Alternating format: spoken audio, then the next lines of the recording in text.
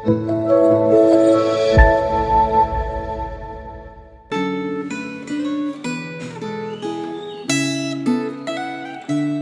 saudara, jumpa kembali dalam Refleksi Gema 6 Januari 2024. Sebelum kita merenungkan firman Tuhan, mari kita berdoa.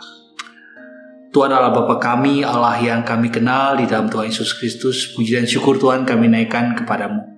Terima kasih untuk anugerah demi anugerah yang Tuhan terus limpahkan di dalam kehidupan kami. Dan kalau pada saat ini kami akan kembali merenungkan firman-Mu, Tuhan tolong kami, pimpin kami, sertai kami, dan bila kami boleh menundukkan diri kami di hadapan-Mu, sehingga ketika Engkau mau berbicara kepada kami secara pribadi, sungguh-sungguh Tuhan kami mendengarnya.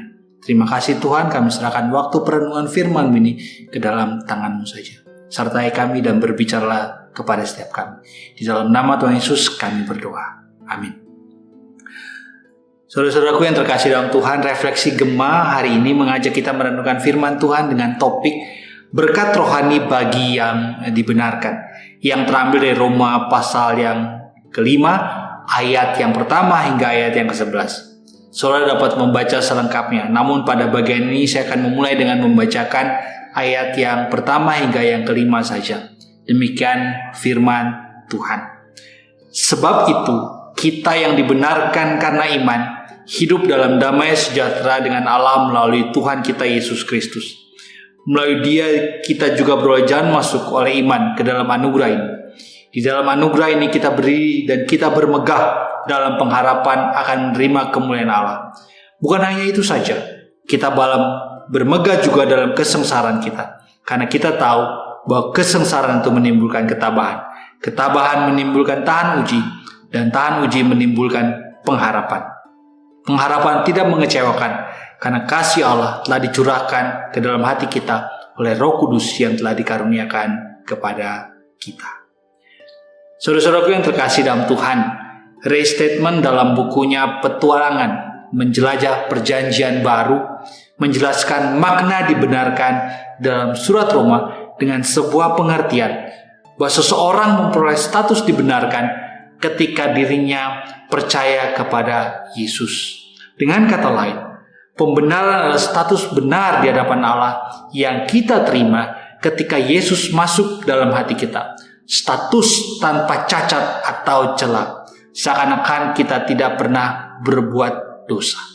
Sehingga dapat dikatakan bahwa ketika setiap kita memperoleh status dibenarkan oleh Allah, bukan berarti setiap kita tidak pernah bersalah dan berdosa. Tetapi status itu menyatakan kita telah diampuni dan dinyatakan telah memenuhi semua tuntutan Allah.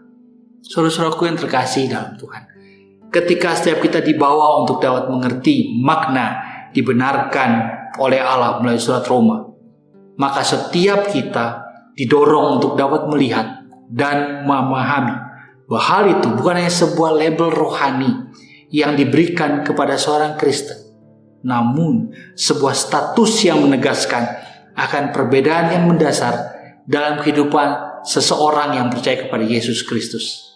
Sebab melalui pembenaran yang dilakukan oleh Allah kepada setiap kita, maka setiap orang percaya menerima berkat rohani yang meneguhkan dan menguatkan orang percaya dalam menjalani kehidupannya. Saudara-saudaraku yang terkasih dalam Tuhan, melalui Roma 5 ini kita mendapatkan gambaran berkat rohani yang diberikan oleh Allah sebagai hasil dari tindakan pembenaran yang dilakukan olehnya. Dan berkat rohani yang saya ingin bagikan bagi setiap kita adalah yang pertama, berkat rohani adalah damai dengan Tuhan. Saudaraku, dosa telah menjadikan manusia sebagai musuh Allah. Manusia yang pada awalnya adalah sasaran akan kasih Allah, karena dosa menjadi pihak yang layak untuk dimurkai dan dihukum. Namun, Allah yang penuh kasih tidak pernah dapat membiarkan manusia terus tenggelam dalam lautan dosa. Dia menyediakan sarana supaya manusia dapat kembali bersekutu dengan Dia. Kematian Yesus Kristus di kayu salib menjadi satu-satunya sarana untuk manusia dapat berdamai dengan Allah. Saudara-saudaraku yang terkasih dalam Tuhan, bagian yang dapat kita renungkan bersama secara khusus adalah bagaimana Tuhan Allah sebagai pihak yang dirugikan karena tindakan dosa yang dilakukan manusia, namun Dia yang memulai untuk menawarkan pengampunan dan memperbaharui hubungan yang rusak antara manusia dengan Allah. Manusia tidak dapat memperbaiki hubungan yang rusak dengan Allah dengan segala perbuatannya. Hanya kematian Kristus yang dapat menjadi sarana untuk mendamaikan relasi yang rusak antara Allah dengan manusia. Karena kematian Kristus di kayu salib telah meruntuhkan tembok pemisah antara Allah dengan orang berdosa. Damai dengan Allah karena pembenaran yang dilakukan oleh Allah menjamin kehidupan setiap orang percaya untuk dapat terus membangun relasi yang dekat antara Allah dengan manusia, karena tidak ada lagi tembok yang menghalangi. Saudara-saudaraku yang terkasih dalam Tuhan, berkat rohani yang kedua yang diberikan oleh Allah bagi setiap orang yang dibenarkan adalah pengharapan di dalam Tuhan.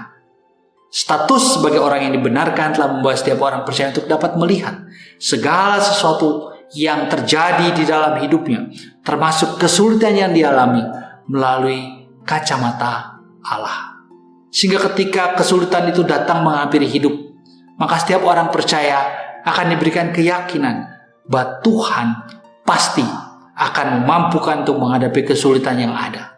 Roh Kudus akan selalu mengingatkan bahwa Tuhan tidak pernah sedetik pun meninggalkan setiap orang percaya dalam menghadapi kesulitan hidup yang ada.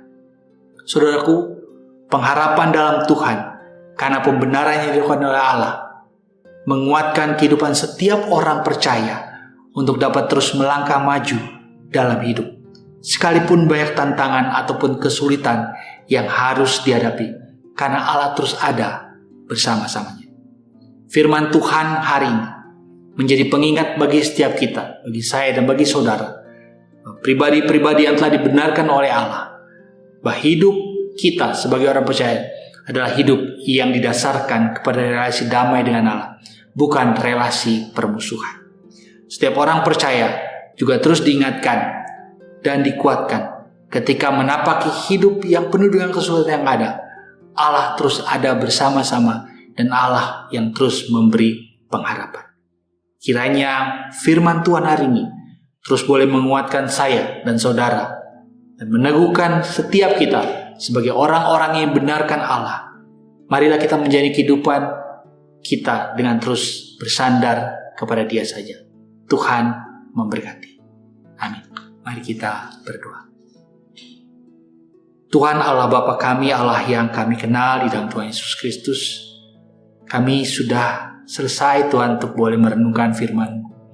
Tuhan, biarlah Tuhan yang boleh terus berbicara kepada setiap kami di dalam kami menjalani kehidupan sebagai orang-orang yang dibenarkan Allah. Ajar kami Tuhan untuk terus ingat bahwa kami memiliki relasi yang damai dengan Engkau. Dosa yang tadi yang memisahkan kami sudah dihancurkan lewat kematian Tuhan Yesus Kristus di atas kayu salib. Kami sekarang boleh dekat dengan Tuhan. Kami boleh menjalin hubungan yang intim dengan Tuhan. Dan Tuhan yang terus juga boleh menguatkan kami di dalam kami menapaki hidup, bahwa kami adalah pribadi-pribadi yang selalu memiliki pengharapan di dalam Tuhan. Tuhan yang tidak pernah meninggalkan kami, dan Tuhan yang akan terus menguatkan kami. Terima kasih Tuhan, materaikan firman-Mu ini dalam hati setiap kami. Di dalam nama Tuhan Yesus Kristus kami berdoa. Amin.